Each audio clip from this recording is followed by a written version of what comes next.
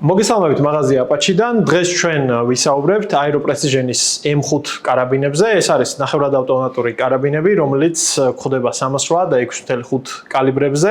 ჩვენთან მაღაზიაში გაწყობის მიხედვით ფართო არჩევანია განსაკუთრებით 308 კალიბრებზე და დღეს ჩვენ გავივლით თუ რა სახეობები შეგიძლიათ იყიდოთ ჩვენთან, რითი განსხვავდება მათი მაკომპლექტებლები, ასე ვთქვათ, ერთმანეთისაგან. აქედან ერთ-ერთი მათგანი წავიღეთ საველე გამოცდაზე, ვისროლეთ ჯგუფებზე, მანძილზე და შესაბამისად მის პრაქტიკულ მხარესაც მოგახსენებთ. ყველაზე ბიუჯეტური მოდელი M5-ისა, რაც ჩვენთან მაღაზიაში შეგხვდებათ, გამოიყურება ესე, მისი ფასი არის 5950 ლარი და რაც შეეხება ახლა კომპლექტაციას. კონდახი ყველა M5 ჩვენთან დაკომპლექტებული არის B5-ის კონდახით და ასევე პისტოლეტის სახელურით. უბრალოდ შევხვდებით ორი სახეობის კონდახ სტანდარტულს და მეორე ვარიანტი, რაც არის B5-ის SOP მოდი, რომელიც ამ იარაღის ტიპისთვის, ანუ ზუსტი სროლისთვის განკუთვნილი ოდნავ მოკლელულიანი კარაბინისთვის ეს კონდახი არის უკეთესი არჩევანი, ასე ვთქვათ. შემდეგი, რასაც მივყვებით, ეს არის end plate, ეგრეთ წოდებული end plate, ქართულად ამის შესატყვისი ჯერჯერობით არ ვიცი. სხვა მოდელებზე, რომელიც უფრო მაღალ ბიუჯეტურია, არის სწრაფსამაგრით, ბიუჯეტურ ვარიანტში ის არის უბრალო. შემდეგი რაც არის, უკვე ეს არის სასხლეტი და რა თქმა უნდა ძალიან დიდი სხვაობაა მოდელების მიხედვით და ფასის გაზრდას განაპირობებს სწორედ სასხლეტიც. ყველაზე ბიუჯეტურ ვარიანტში ეს არის სტანდარტული mil-spec სასხლეტი, რომელიც არ გამოდგება, ასე ვთქვათ, ზუსტი სროლისთვის, თუმცა აი მონადირეებს და ნადირობისთვის კი ბატონო მისაღებია. უფრო უკეთეს მოდელებზე შედარებით შემდეგი მოდელი, ასე ვთქვათ, ფასით რაც არის. ამას უყენია Aero Precision-ის ორსაფეხურიანი სასხლეტი. ვერ იტყვი, რომ ესეც არის, ასე ვთქვათ, პრეციზიული სროლისთვის კარგი სასხლეტი, თუმცა უფრო ძვირიან მოდელებს შემდეგ უკვე მოყვება თიმნის სასხლეტები, რომელიც არის როგორც ორსაფეხურიანი, ასევე ერთსაფეხურიანი და შესაბამისად თქვენი სურვილის მიხედვით შეგიძლიათ აირჩიოთ ეს მოდელები. მთავარი განსხვავება ბიუჯეტურ და არაბიუჯეტურ M5-ებს შორის არის ერთ-ერთი, ასე ვთქვათ, ლულა. სტანდარტულ ბიუჯეტურ მოდელზე აყენია 41-50 ფოლადის, ასე ვთქვათ, ქრომული ვანადიუმის სტანდარტული ლულა, რომელიც ბოლოვდება აორის ტიპის ალმქრობ კომპენსატორით, ცოტათი აკომპენსირებს, ასე ვთქვათ, ეს ალმქრობი და მას არ უყენია რეგულირებადი გაზლოკი, რაც დანარჩენ მოდელებში ჩვენ გვხვდება და შევთანხმდეთ იმაზეც, რომ ზუსტი სროლისთვის რეგულირებადი გაზლოკი ძალიან კარგი დამატებაა თვითდამტენ იარაღებში. რაც შეეხება ხა ლულებს, ანუ სტანდარტული რაც ვთქვით, ეს არის შავი ლულა და გარდა ამისა შევხვდებით Aero Sight-ზეც, როგორც 16-იან, 18-იან, ასევე 20 ინჩის სიგრძის, უჟანგავი ფოლადის, 416 R ფოლადის, ასე ვთქვათ, ლულებს. ორი სახეობა არის ასეთი ლულებისა, ეს არის სტანდარტული და მეორე არის დაღარული, რომელიც ჩვენთან მაღაზიაში იყიდება ესეთი 18 ინჩიანი, ასე ვთქვათ, დაღარული ლულა.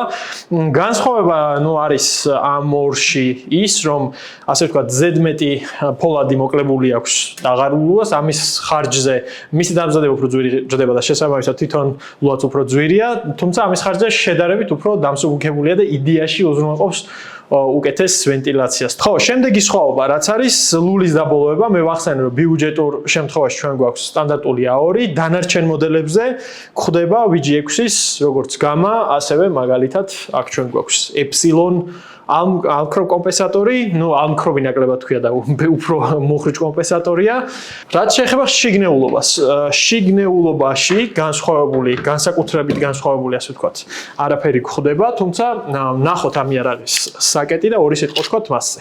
გადასატენის სახელური 4 მოდელში გვხვდება Aeros ამბი გადასატენის სახელური, რომელსაც უკან აქვს ესეთი ამაღლება გაკეთებული, განსაკუთრებით მაყუჩით სროლის დროს, როცა პირდაპირ შეფრქვევის სისტემა გვაქვს და ნამწვი აირები, ასე ვთქვათ, მსროლელისკენ გამოდის, კარგი დამატება არის, რომ ასე ვთქვათ, ნაკლები გაზი მოხდეს მსროლელთან ახლოს.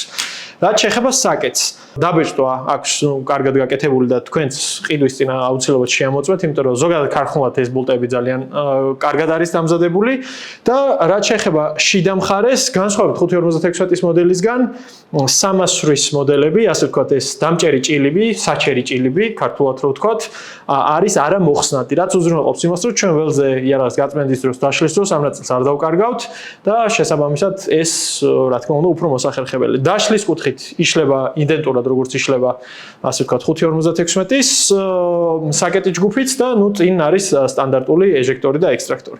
მეტი განსაკუთრებული, ასე ვთქვათ, ამ იარაღის შიგნეულობაში არ ხდება. რაც შეეხება პრაქტიკულ გამოცდილებას, ჩვენ წავიღეთ 16 ინჩიანი უჟანგავი ფოლადის მქონე მოდელი, რომელიც ბოლოვდება, ასე ვთქვათ, VG6-ის გამას კომპენსატორით და აყენია მასზე აეროპრესიჟენის ორსაფეხურიანი სასხლეტი, დავაყენეთ 624 გადიდების Vortex-ის PST, ხოლო ორფეხად გამოვიყენეთ Harris-ის ბაიპოდი. რა იყო ახლა ჩვენი გამოცდის, ასე ვთქვათ, თანმიმდევრობა? პირველი, რა თქმა უნდა, იარაღი მივისროლეთ, ორი სახეობის ვაზნა გქონდა სულ.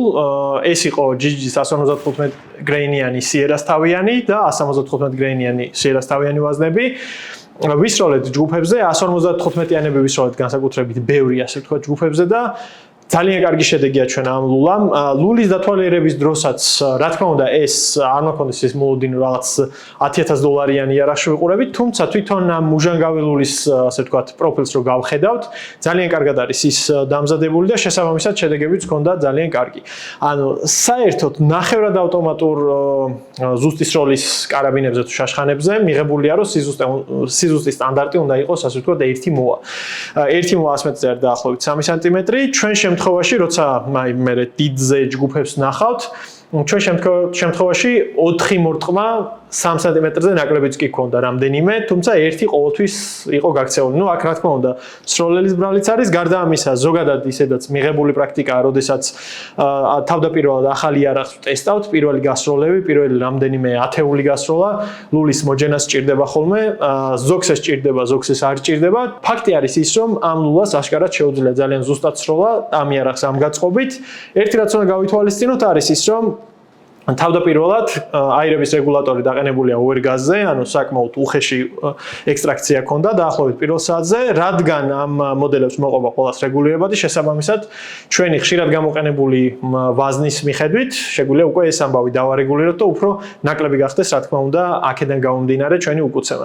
შემდეგ უკვე წავიღეთ მანძილზე, თავიდან ასე ვთქვათ, დავთვალეთ მისი სიჩქარე, ეს არის 16 ინჩიანი ლულა შედარებით დაბალი სიჩქარეა, 175-იანებზე განსაკუთრებით შევიყვანეთ სტრელოკში მისი ვარდნები დაახლოებით ვესროლეთ 200-იან და 300-იან გონგებს რომ დაახლოებით დაგვედასტურებინა ეს ვარდნები და ამის შემდეგ უკვე გადავედით ყველაზე მაქსიმუმ რის საშუალებაც იყო 800 მეტრზე. თავდაპირველად რა თქმა უნდა ესე უხეში დათვლით და არც ისეთულად სტაბილური პოზიციით რამდენიმე გასროლა დაგვჭირდა იმისთვის რომ საერთოდ დაგვენახა და დაგვესპოტა ასე ვთქვათ სად ხდებოდა და მას შემდეგ რაც ერთ-ერთი გასროლის შემდეგ დავინახეთ უკვე სად ვარდებოდა ვაზნა შესაბამისი შესწორებების შეტანის შემდეგ უკვე რამდენიმე ასე ვთქვათ მიმდევრობითი მორტყმაც ჰქონდა უკვე 800 მეტრზე.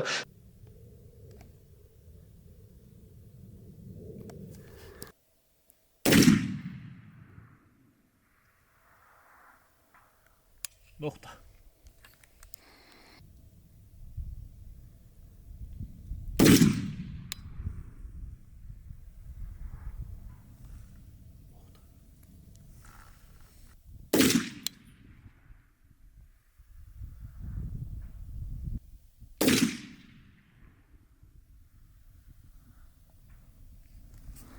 ეს იყო დაახლოებით 40-40 გონგი, ვიღაცამ შეიძლება თქვას, რომ არ არის რაღაცა სასწაული ზომის მანძილი, თუმცა ამ ზომის კარაბინისთვის იმ პოზიციიდან რა პოზიციიდანაც ჩვენ ვისოდით, რა თქმა უნდა, უნდა იყო უკარო ამინდი, 16-იანი ლულით, რომელიც დაახლოებით 740 თუ 730 მეტრწამით გაიშვის 175-იანებს, 800 მეტრი მე მგონი რომ მაინც ძალიან კარგი შედეგია. საბოლოო ჯამში რომ შევაჯამოთ ჩვენი ვიდეო ამ აეროს M5-ებზე, ის მოდელი, რომელიც ჩვენ გამოვცადეთ, რავი, ძალიან კარგი შედეგები გვაჩვენა, კომპენსატორის ხარჯზე, სასხლეტის ხარჯზეც და ლულის ხარჯზე ძალიან კარგი ჯგუფები ჰქონდა და მანძილით როგორც გითხარით 800 მეტრის იქითაც შეიძლება რა თქმა უნდა სროლა, თუმცა ეს უკვე სროლის პროფესიონალიზმზეა დამოკიდებული და შესაბამის ხელსაწყოების ქონაზე.